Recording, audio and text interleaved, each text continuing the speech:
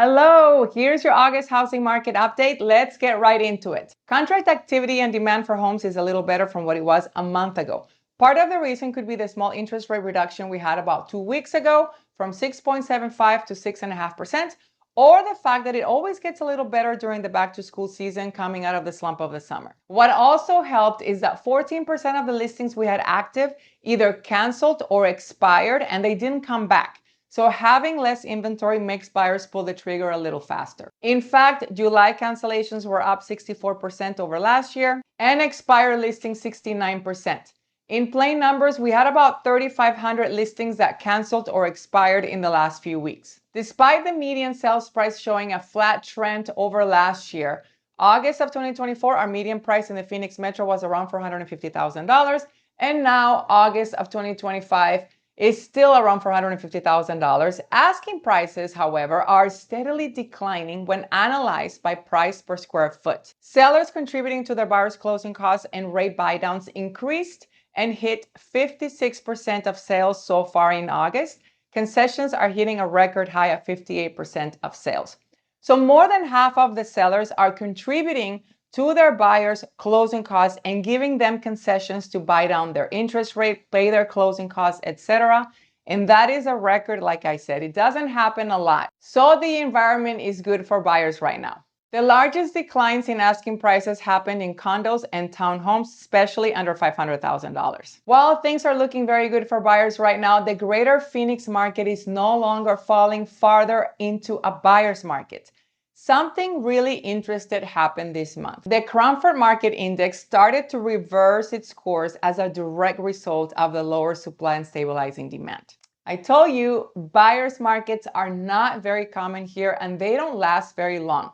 So take advantage of this buyer market if you are in the market to buy a home while you can. A buyer's market is where the market conditions favor buyers. And like I said, historically, they're not very common in the Phoenix Metro. In fact, we are a seller's market 9 out of 10 times. And we had been in a buyer's market for 6 months straight. So I knew something was going to give eventually. And according to this month's numbers, it's happening.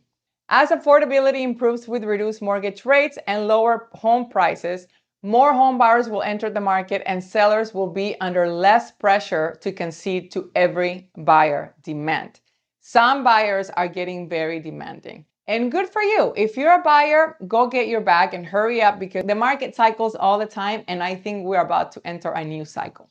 And don't get me wrong, we're still in a full-blown buyer's market, so sellers should remain patient when it comes to days on the market. Depending on the house price type, location, and condition, 100+ days on the market are very common right now, but there's always exceptions. For the best price homes under $600,000, 45 to 50 days on the market is the median days on the market prior to an accepted contract, which is the highest that we've had in 11 years. Even as the buyer's market is easing up in the metrics, prices will not see a bottom until 3 to 6 months because in real estate cycles move slow.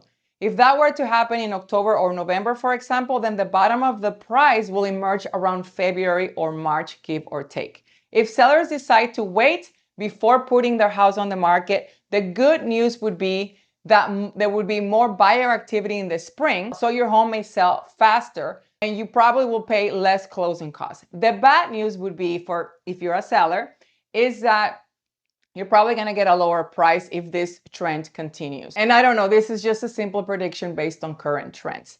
Prices will not show much appreciation until the market re-enters a seller's market, and no one knows exactly when that would be. There is hope, ironically. National economies are beginning to release higher expectations of potential recession coming in, with large banks such as Chase and Goldman Sachs and others giving a range of 30 to 45% chance that we will have a recession.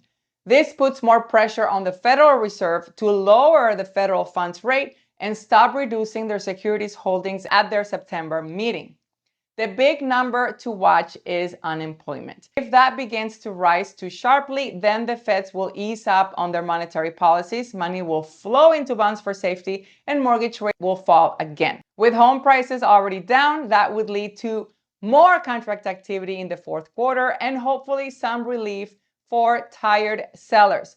No one likes an economic recession, but sometimes it's what we need. And that's it for August. I hope this was helpful. If you need me to take a look at your home's value and help you leverage your equity to buy your next home in this market, you have an advantage, but you need to know what you're doing. So call me or send me a DM. My contact information is below. Talk to you soon, and until next time.